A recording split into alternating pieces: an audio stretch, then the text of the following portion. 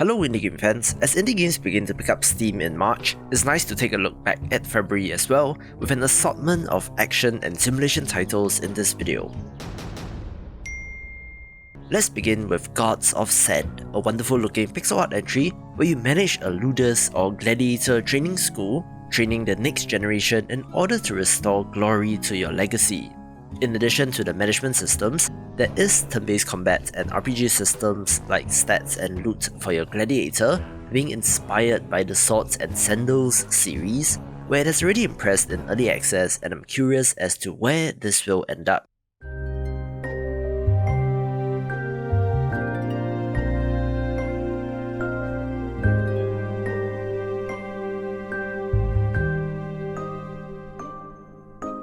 One of the most adorable puzzle or choose-your-own adventure games is Letters, a Written Adventure, telling the story of a young girl named Sarah as she communicates with a pen pal through letters and chat messages.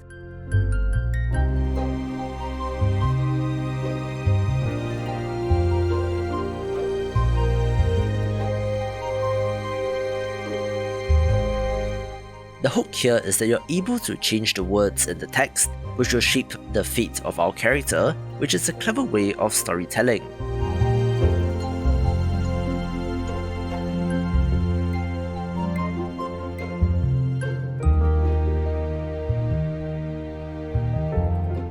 Additionally, it controls like a side-scrolling platformer, which is neat, adding in puzzle platformer elements as well.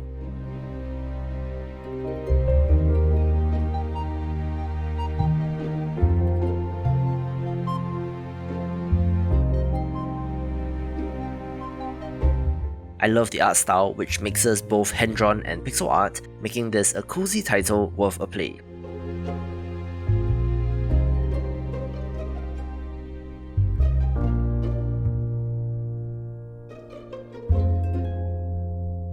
By the god! What is this monstrosity? I'll admit, I wasn't exactly sold on the look of Liberte at first look, since it does look like a couple of stock assets jammed together, but I'll give credit where it's due. This action roguelite set in a Lovecraftian version of the French Revolution is pretty decent and is one to watch in early access.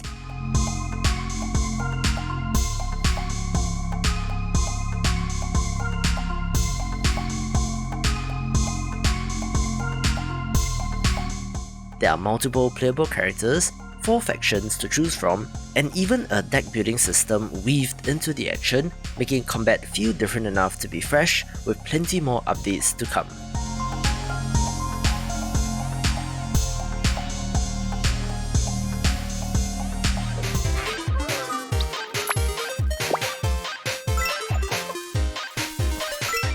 The idea of a Zelda Maker has been floated around ever since Mario Maker was a thing, and when Nintendo did not deliver, as always, indie developers have filled that space with Super Dungeon Maker being the title of interest here.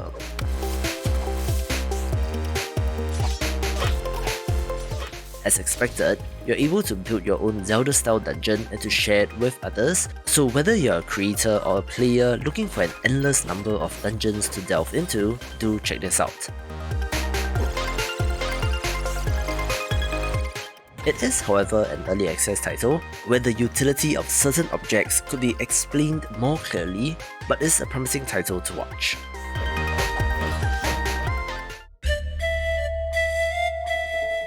A wonderful management sim title that is oddly very anime is The 100-Year Kingdom, where you and a goddess are working together to achieve the noble goal of a peaceful kingdom over the course of a century.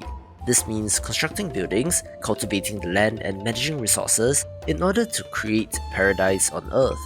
Why I say it's a little strange is that you have anime representations of non-Japanese gods across cultures like Celtic, Sumerian and Greek mythology, but it's a pleasant strategy title worth a play.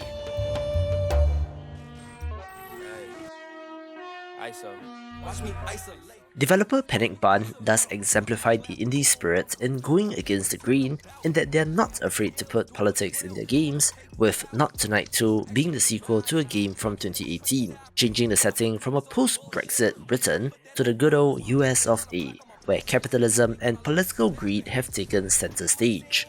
I think that it's a huge joke when AAA developers claim that their games are not political, but understand it from a business standpoint, so I do admire the courage of this developer in doing things the way that they do, with this being a simulation adventure game which does make you think.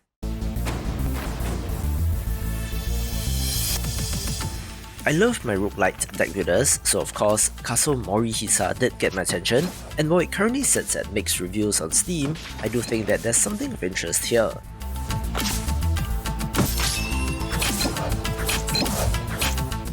Other than the obvious Japanese theme and inspiration, the variety in character classes is nice, and even has an RPG-like skill tree for progression. It does follow the Slay the Spire mode a little too closely, so people do write it off, and interestingly, it's not an early access title, so don't expect the same kind of frequent updates, but I do think that there's room for balancing changes.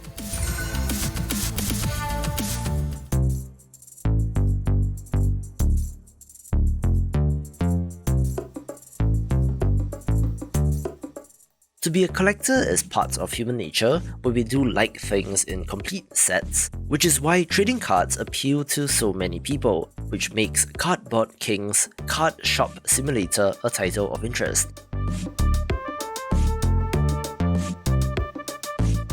It has you running a collectible card shop, hopefully buying low and selling high, using the money to host events, to sell even more cards, and to improve the decor in your store. It is a smaller title with some repeating events and a card pool of only about 100 cards, but it's a wonderful little title that deserves a spot on the Hidden Gems list. One of the main things that I love about indie games is innovation, where smaller teams and solo developers are able to try wacky, out of left field ideas, often not getting any traction or mainstream success, which is why I respect any developer that gives it a try, where thankfully, Who's Lila did get a little bit of traction, so I hope to help push it along. It is a reverse detective adventure game where a girl has gone missing and your character, William, is the last person to be seen with her, which forms the central plot driver of the game. Rather than dialogue choices, you are manipulating your character's face to convey emotions, which is quite a fresh idea. The dithering on the pixel art looks great as well, and with the odd, blocky PS1 style environments and 3D characters, does give it an otherworldly look with an interesting central mystery to keep you going.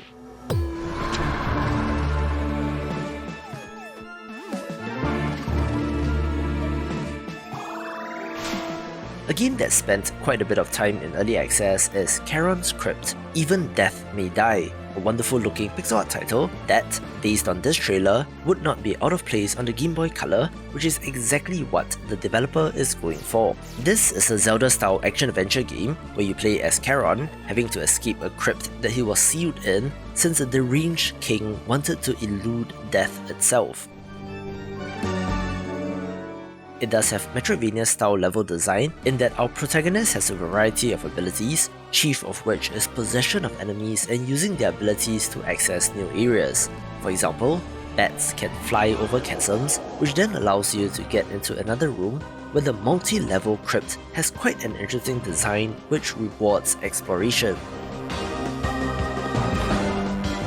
The Zelda-style combat is good, with the expected boss fights as well, and the developers even went to the trouble of making a Necronomicon with about 100 pages of lore and pixel art, making it tremendously underrated, taking the #1 spot. For more Zelda-style titles, watch these videos and I will see you after the jump.